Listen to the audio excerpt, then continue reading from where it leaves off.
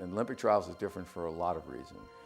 Many would argue that it may very well be more exciting than the Olympic Games.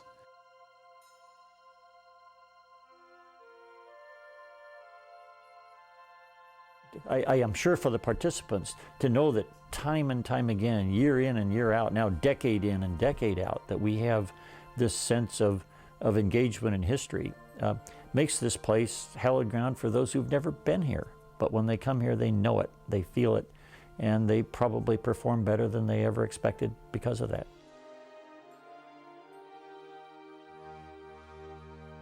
Hayward Field is the ancestral home of track and field in the United States. The very prominent athletes performed here and were part of the track program at Oregon. And ever since I ran out here, I thought, I'm coming back. This is a pretty neat place. How can you not have a personal best every time you run here? The fans won't let you do anything else. It's the Carnegie Hall of track and field. It's the Fenway Park, Wrigley Field.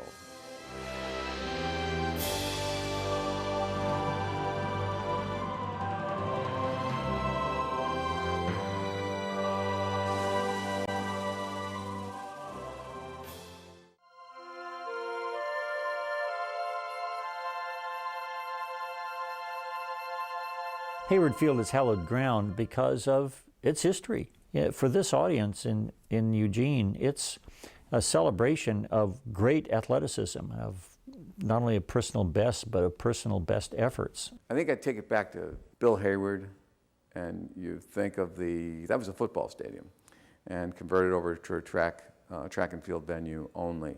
And you get Bill Bowerman, you know, he goes to New Zealand and brings to the United States jogging and says, here's an opportunity for healthy living. Here's an opportunity for something that everyone can do. Starts all these jogging classes. Takes a look at shoes. And with a handshake and $500, they start Nike. I mean, so when you walk into that place, you're almost flooded. When you talk about emotions, it's like standing in front of a fire hydrant and turning it on. It's the place to race, mainly because of the fans that are involved, and as well as the officials who put on the track meets do an excellent job and make you feel welcome, and you want to run fast. I mean, you talk about a home field advantage or a home court advantage in sports. Hayward Field is magical in that respect. I mean, people do things at Hayward Field that they are not really capable of doing.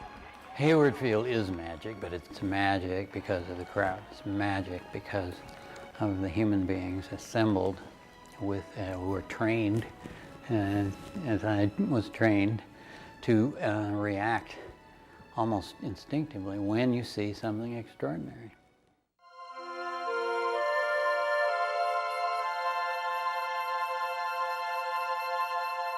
"1972 was the first time that the Olympic Committee decided to mimic and have the same kind of format with heats and finals and all that kind of thing, all within a 10-day span. I remember going to the 1972 Olympic trials, and we saw, John Anderson coming in for that last lap. It was just, it was an emotional moment beyond belief. It was just an eruption of enthusiasm, and I think to this day, John would probably tell you that was the pure adrenaline source that took him to place in that race. To have them in the stadium going bonkers, yelling for you is an advantage. Now, we ended up with 5 Olympians, distance runners, 2 steeplechasers, myself and Steve Savage, John Anderson, the 10,000, who made a wonderful mad dash at the end to make the team, Kenny Moore, marathoner, and then Steve Prefontaine. I saw Steve Prefontaine run. I saw a charismatic runner. And it's almost as though you see the inner volcano of this person, young as he was at that time, that gives you this special sense of engagement with humanity at its sort of raw and most powerful best. Steve would run so hard You'd wonder if he was going to make it to the finish line sometimes. His pride was such, and his belief in himself was such. But that belief wasn't just some superficial thing. He had earned it running in the sand at Goose Bay. He had earned it by driving himself. He didn't compete against as much as he competed with. He enjoyed the competition and shared the competition. That felt good. Well, it didn't feel like a knife fight coming up or something like that. It felt like we're going to celebrate sport here.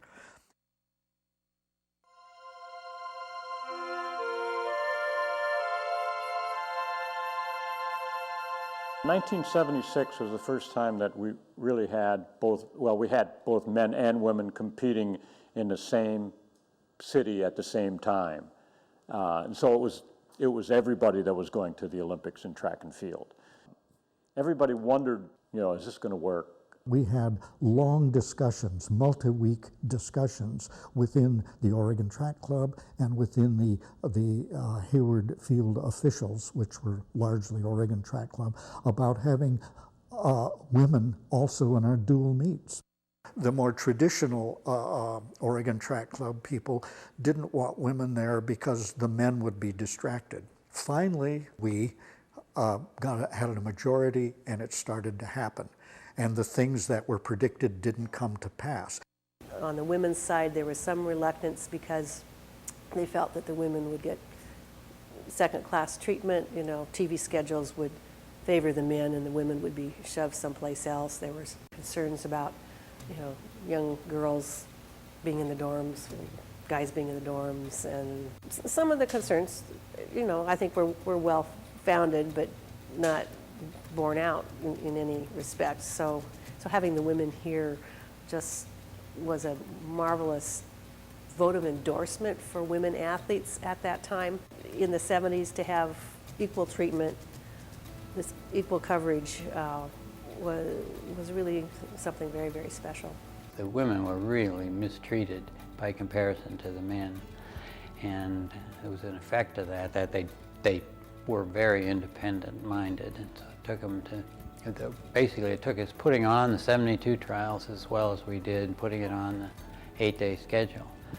That convinced us people that it was smart on both sides to join them. There was this great feeling of rightness. This is the way it should have always been. I think by then we saw that as a natural evolution. It wasn't something that was sort of unique to the point of being odd.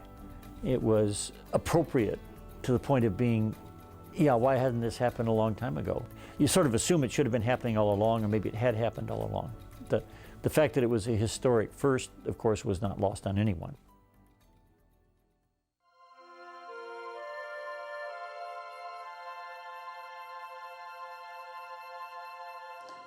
The 1980s, Jimmy Carter decided that we're going to boycott the 1980 Olympic Games that were in Moscow. Obviously, the athletes were hoping that maybe that President Carter's position would reverse itself. By the time the trials came, it looked very apparent that they were not going to be going to Moscow. Even with that knowledge, the athletes competed like they were going to go to Moscow.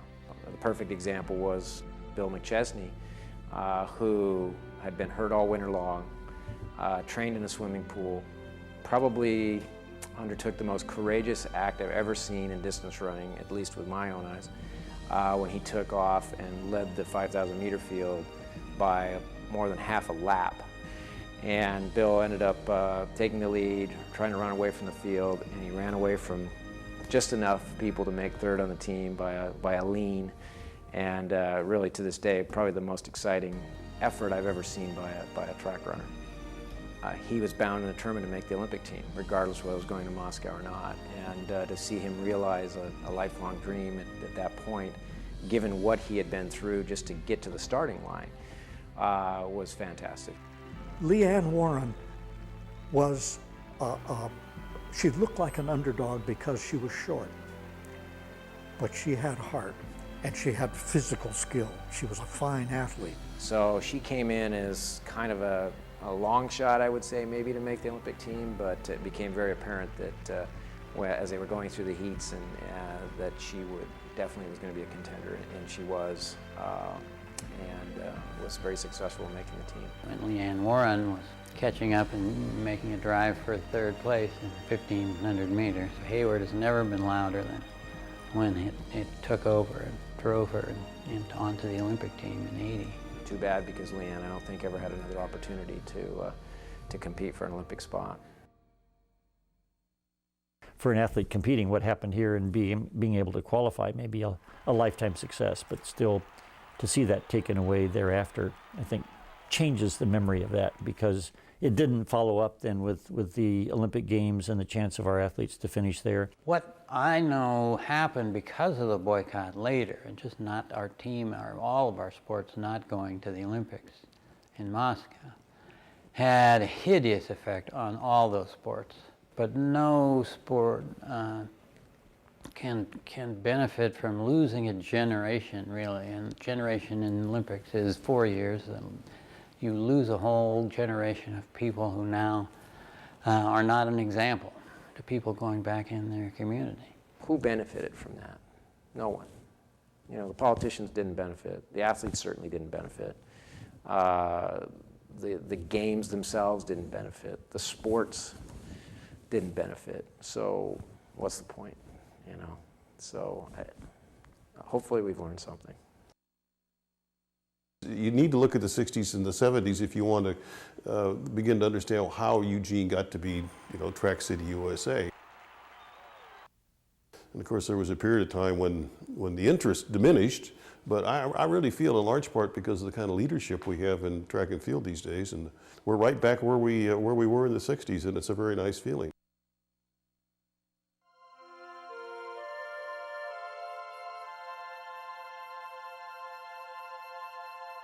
Times change, and track and field has to change with them. And I think if you look at the difference between the previous Olympic trials in Eugene to what you're going to see here, I mean, you're talking two completely different models of staging a big event. I mean, we're staging a big event. We're not staging just a really good track meet.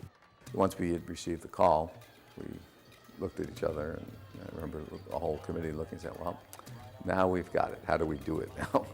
And we immediately, from that day forward, went to work to provide the best and the most exciting, most awe-inspiring athletic event ever held in the state of Oregon, and certainly the most exciting, most athlete-friendly track and field meet ever held on U.S. soil. When you get that kind of support, people know who you are, they cheer for you, they call out your name if you're running on the street, stuff like that.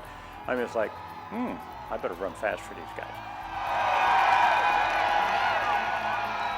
It is back big time. That hunger, that appetite that they've always had for track meets, big time track meet, but I think this has injected another surge in fan appreciation and knowing that they're going to be able to see the best of the best. When I've thought about what the trials coming back to Eugene really mean, the word I just have to keep coming back to is the Renaissance. It's a Renaissance. I can't see a better use of Renaissance than Eugene '08.